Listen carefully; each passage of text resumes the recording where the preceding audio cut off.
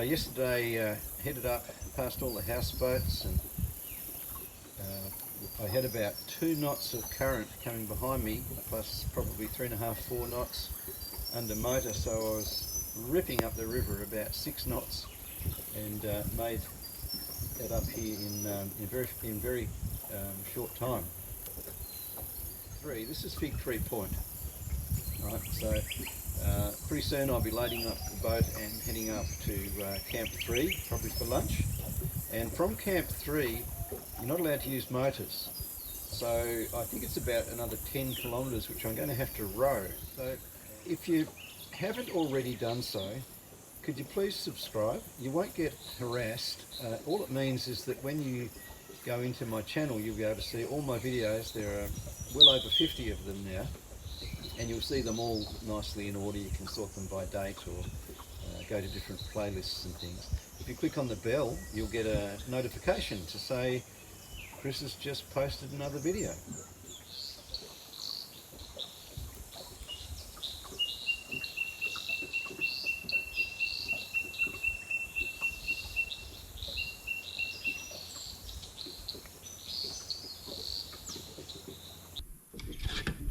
Hi, how's it going? How are you? Your boat's lovely. Thank you.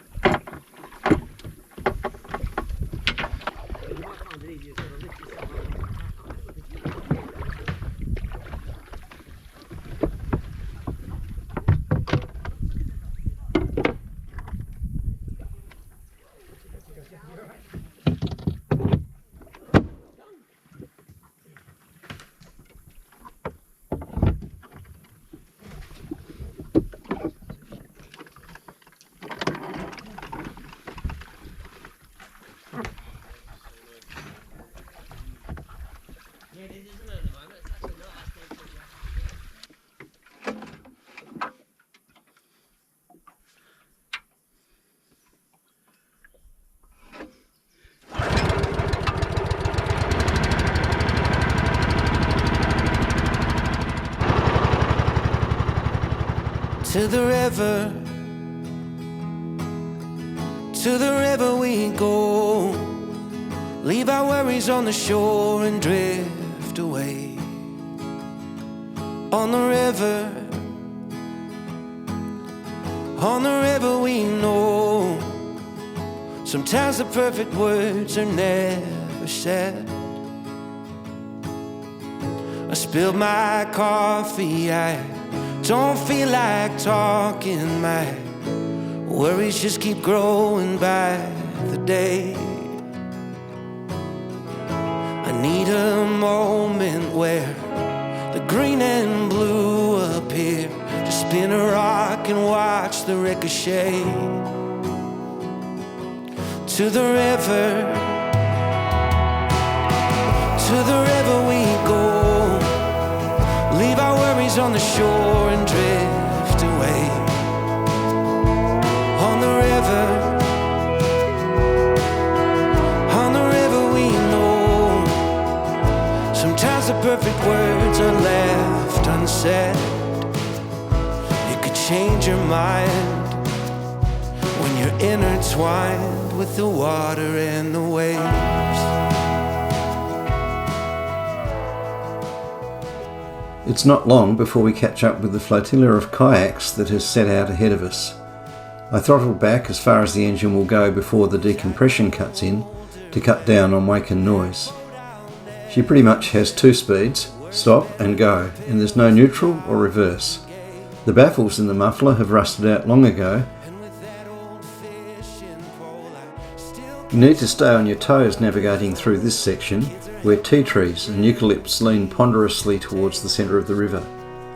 It would be easy enough to sink the boat at this pace if you were to catch the rigging in one of the branches. Even though it is a bit quiet with COVID things going on, there are still quite a few kayaks about. This middle section, heading up towards Harry's Hut, is well within reach of kayak fishermen, and powerboats still have access using their petrol motors. Approximately 4 kilometres north of where the Noosa River joins with the northern end of Lake Catharaba, you come to Harry's Hut, nestled into the west bank of the river, A reasonable gravel road gives access to the camping area, but I would think it is impassable with heavy rain. It's a popular place for kayakers to launch their assault on the upper reaches of the river. Harry's hut was built by timber getters in the 50s as accommodation for their forest crews, and the lease has been taken over now by the Parks Department. I hope you find this place before you end your days. And if you see me out there, wave hello.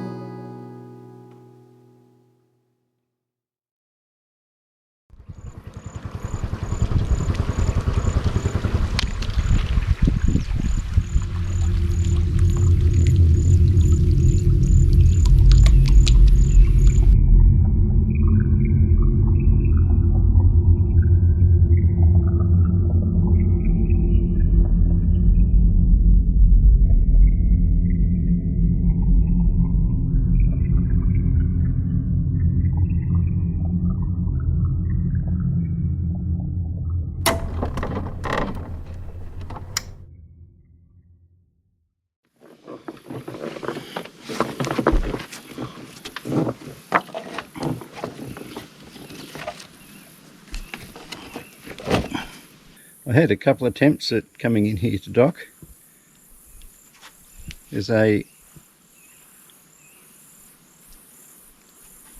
she oak there overhanging the dock, which made the space a little bit tight, and by the time you took that into consideration and the wind, there's a little bit more wind than it probably looks like here, it became a little bit awkward. A little bit of sandpapering and a bit more varnish, patch up, and it'll be fine.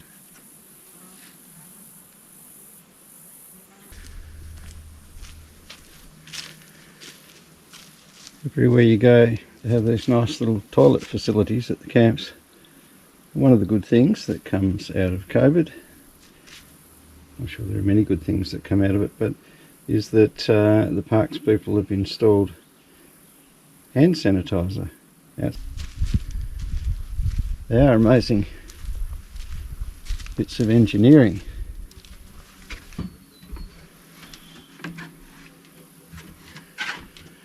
And this is truly a loo with a view.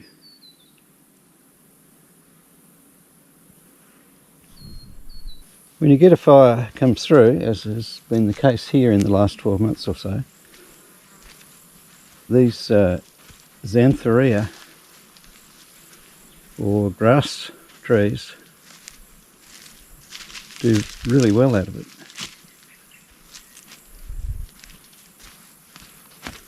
They burn right back to their stumps, and then pretty soon they regenerate, and this is what you get. Beautiful.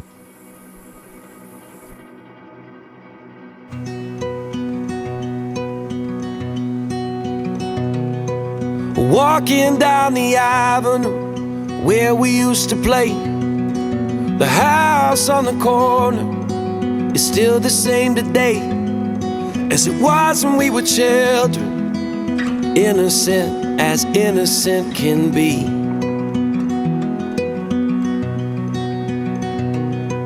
I borrowed all your records, you borrowed mine from me.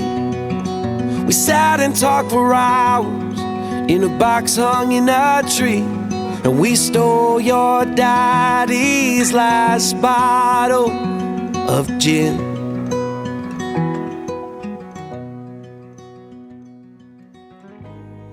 It was back in the mid-70s when a high school friend and I borrowed his uncle's boat and sailed down the Freycinet Peninsula in Tasmania. This was in the boat that I copied to create Moonlight years later. We stayed the first night at his parents' shack on Fisheries Beach. The night before we left, we discovered his father's grog cupboard, full of all sorts of different types of top shelf. So the natural thing to do was to take a little out of the top of each bottle so as to make it less obvious that we'd been there.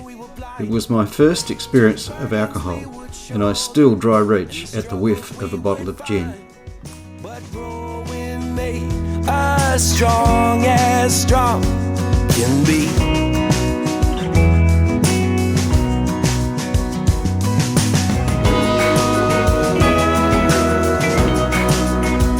Those were the times, those were the ways. So take me back, so take me back to the good old days.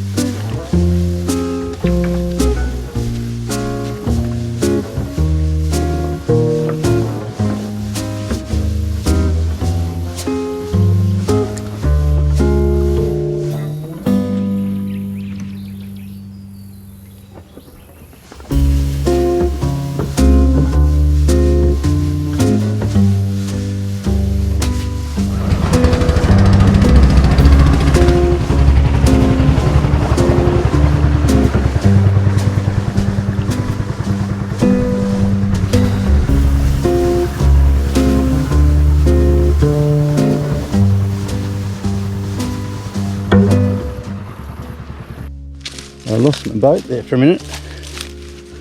Oh, they're prickly things. You grab one of those if you stumble. You know you got hold of it.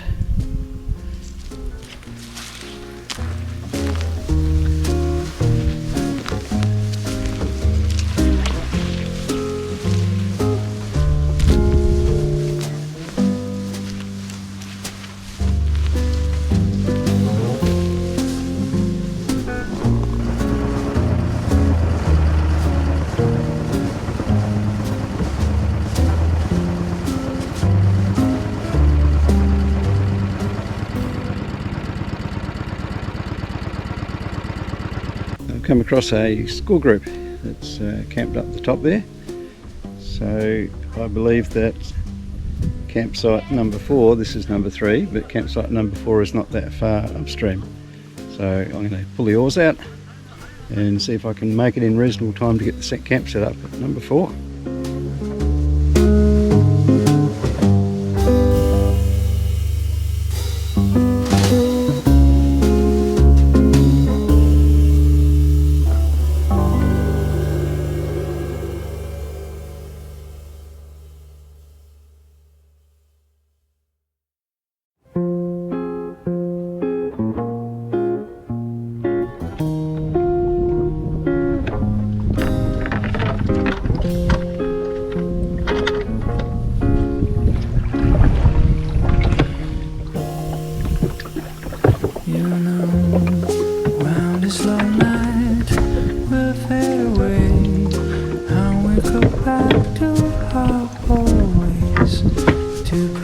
Strangers in the skies. When the sun is going to stretch its arms on the road, turn as it can with his shrill call into breathless strangers in disguise. But until then, forget that crazy world, yeah, until then, no need to say.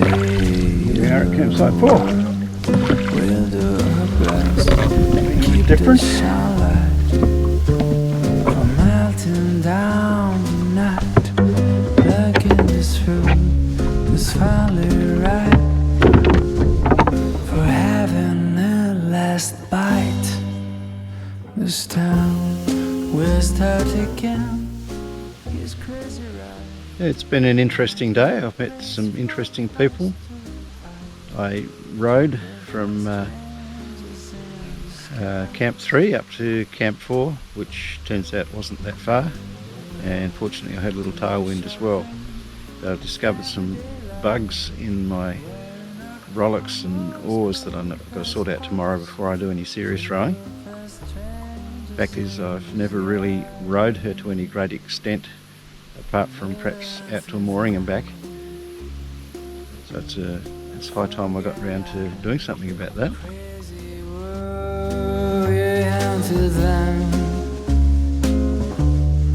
No need to say a word. We'll do our best to keep the sunlight from melting down the night. Black in this fruit that's finally ripe for taking that last bite.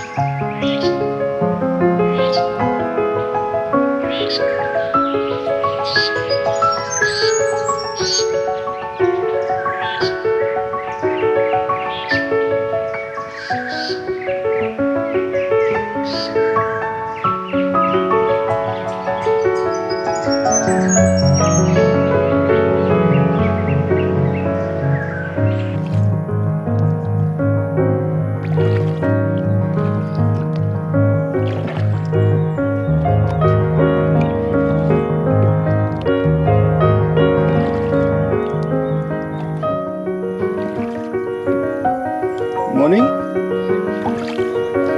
Thank you. You started out nice and early to beat the wind.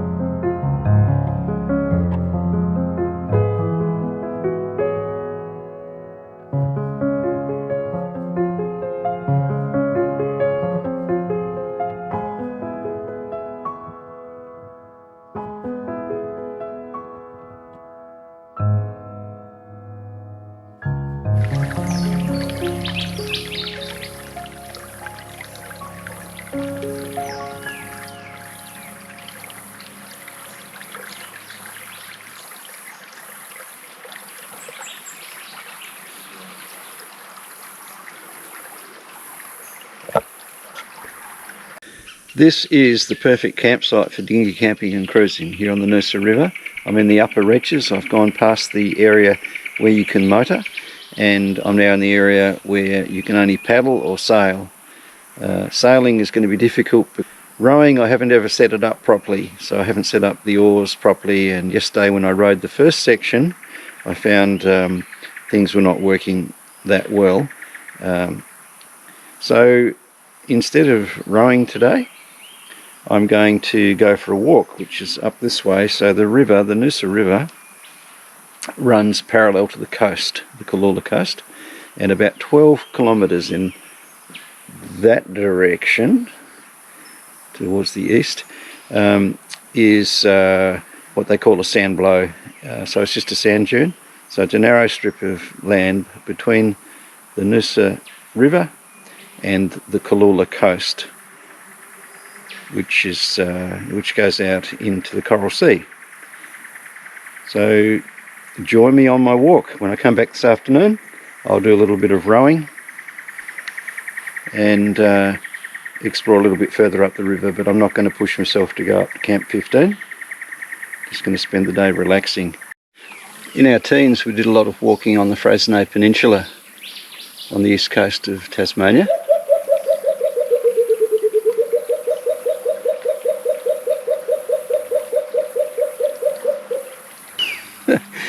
And anyway, I still remember when it became fashionable to carry water, because we never carried water, and we used to see people suddenly popped up with water bottles hanging off their backpacks, and we thought it was highly amusing because about every 200 metres there was a creek flowing down off the granite cliffs, filtered through the sand, with the most beautiful clear water that you could ever ask for.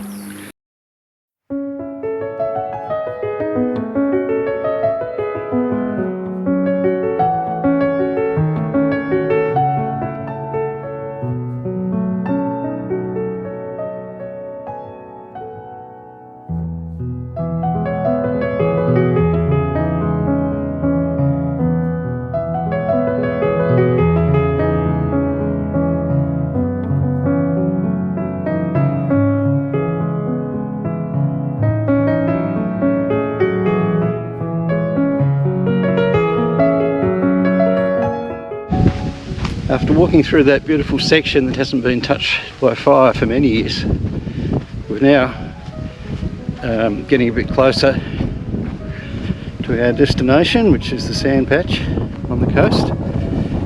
And you can see now I'm walking through a section that has had a fire go through it quite recently. I would say probably 12 months ago, maybe a bit longer. And you can see the regeneration there. Here's an example, which is your Banksia. See how the fire's opened all that up and the seeds fall into the ground. In this case, the original tree is just regenerated from the base.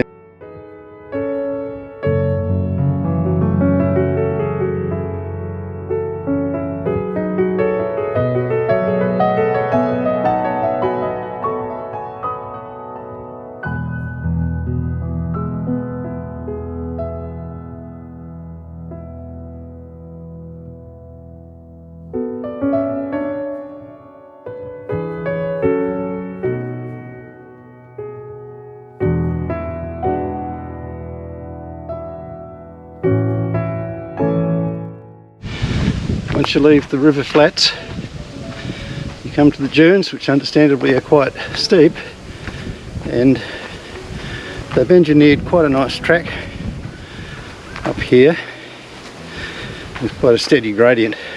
That was quite a climb. So I've come across the top, going downhill for a while. I don't know, probably uphill again after that. I'm starting to get a few glimpses in the distance of the Coral Sea out to my left, and the kind of Noosa hinterland out to the right. Well, that last section was even worse than the first section. Quite steep, it just went on and on and on, no let up. So anyway, I'm at the top and I'm glad to be here. You can even see a little dot of a sail, the yachting equivalent of grey nomads heading back down, following the whales back south after spending a winter up in the Whitsundays. When I first started out my working life, I worked for the Forestry Commission in Tasmania, and I did a stint up the far northwest in the old growth eucalypt forests, which were full of massive towering eucalypts that were old, and they were constantly losing limbs. One day we were out there with two other guys, and we heard this crack that came from the treetops around us somewhere, and you saw all three of us, the blood drained from our face, and we all ran in different directions. And then the top of this tree came crashing down with an enormous thud. So when I came around the corner and I heard this old fella behind me creaking and groaning,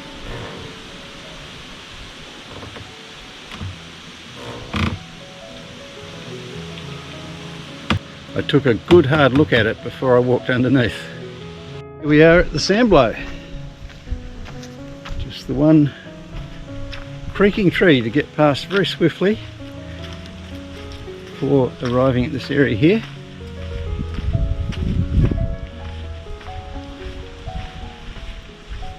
Welcome to the Kalula Sand Patch. Before you take your next step, the Great Kalula Walk, a 5-day long distance walk from Rainbow Beach to Noosa North Shore, passes across this sand patch. It's only suitable for the physically fit, experienced bushwalkers who are properly prepared and self-sufficient.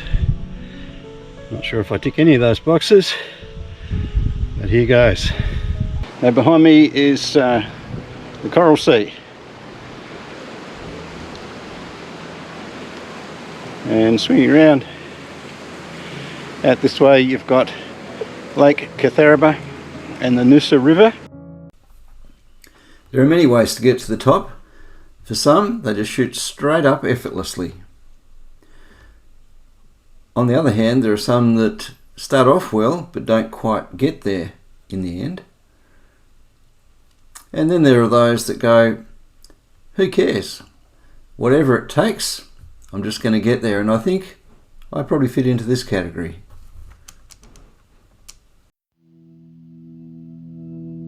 To the